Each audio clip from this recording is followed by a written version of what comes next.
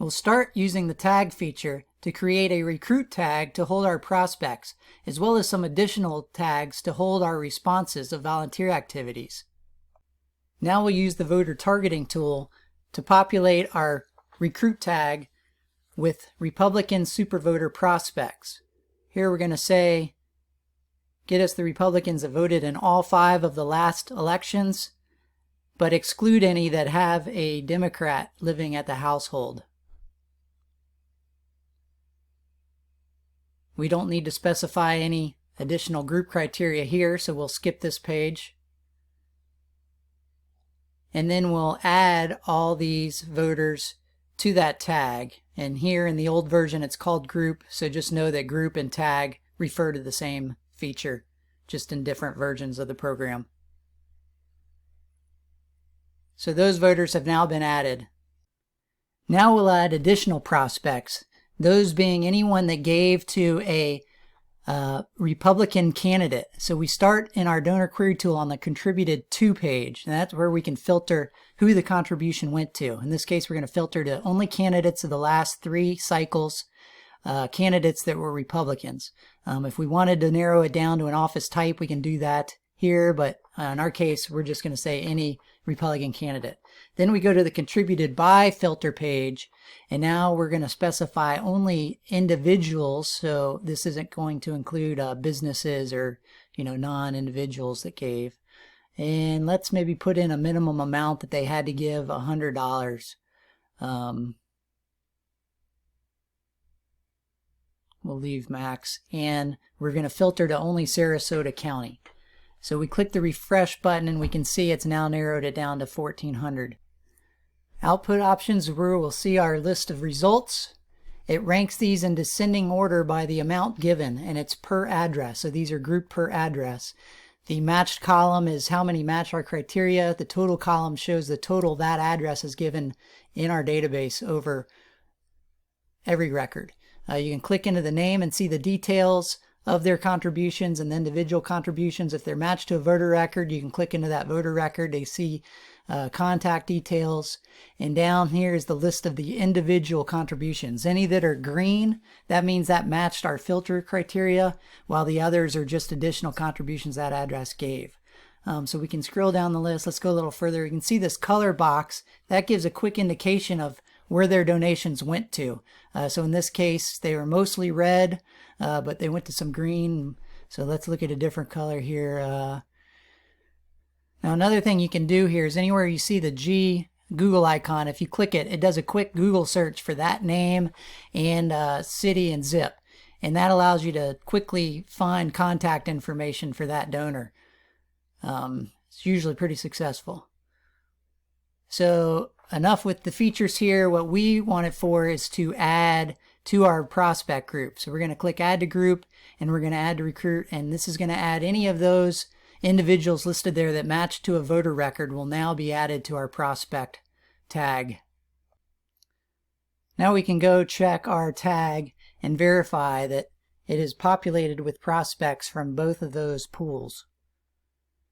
Now what we want to do is create a walk project so that our current members can go contact these prospects to try and recruit them. So we're going to go through targeting. We don't need to select anything except on the group/tag criteria page. We'll select our recruit group, and then we're going to go to the walk canvassing section and tell it to save into a new list, which is going to create a new walk project for us. Once those have been added, it puts us in the walk project edit page. So we're going to name this recruit walk. We could add a better description there and tell it what it's populated with if we wanted. And we're going to add a simple script here. Now the most important thing is adding the tags that you want collected by your walkers. So we're going to use those tags that we created in the initial step as the responses that we're trying to get from our prospects. You can order these in the arrangement you need. And then you're going to select the sign list that you want sign requests added to. So now that that's been saved, let's go create some packets to be walked. We'll do that by clicking on map. We'll say map all. And zoom in on the area where we want to start creating packets. Now, in this case, you can kind of see this street is dim. That indicates a gated community. You can click the gated toolbar icon to verify that. Any roads that are not highlighted indicates the Google car could not get to it, and so it probably is a gated community. So we're going to start by creating a packet for this gated community because we have a member that lives in there that we'll give the packet to. So after selecting the markers, we submit, we name it.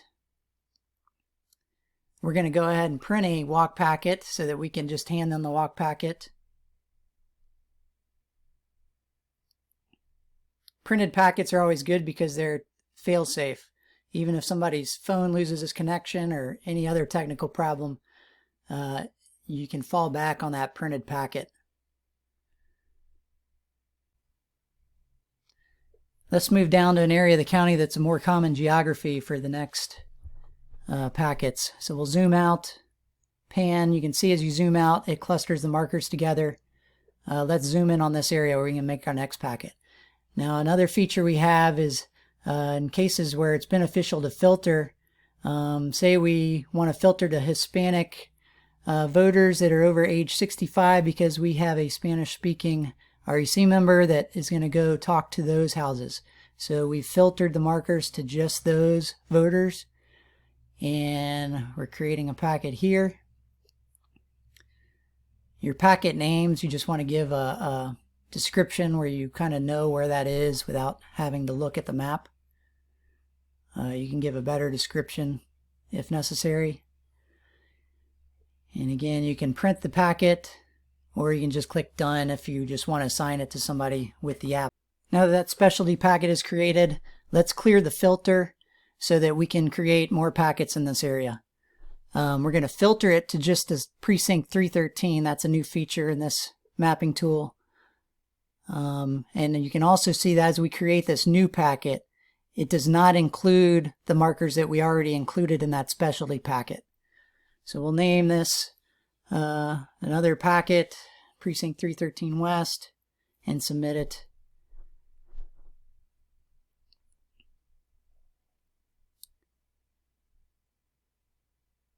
Additional features, you can right click on a marker to get these additional options. You can edit the packet that it's in, edit packet name. You can also view the occupants at the house. Click on an occupant name if you want to see their detailed profile pages.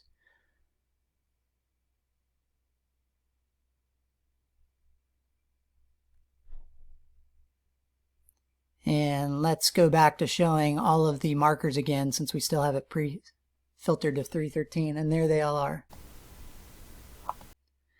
Now we can go see our packets on the packets page, and let's go ahead and assign this one to a walker so we can demonstrate the walk app. So now over in the walk app, I'm going to log in. I'm going to choose the campaign I'm working in.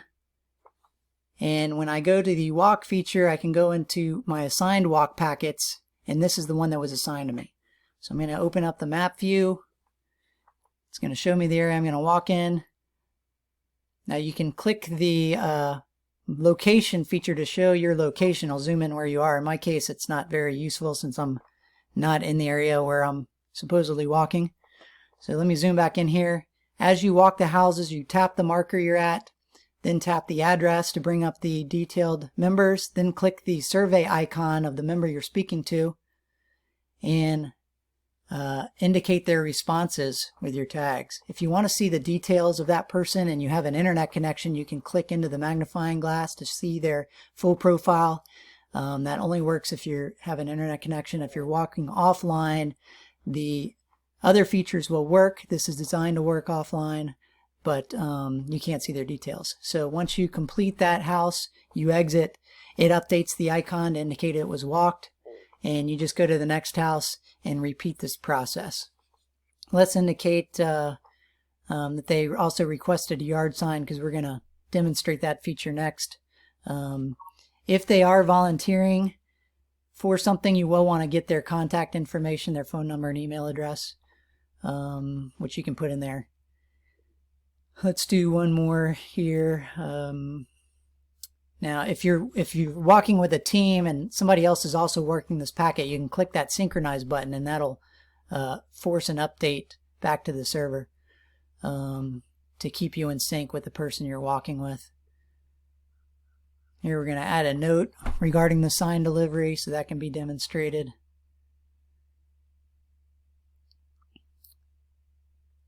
And you can see the banner up there indicating that you have a change that hasn't been saved yet. It'll sync automatically if you're online, otherwise that count will increase and then sync when you do get a connection.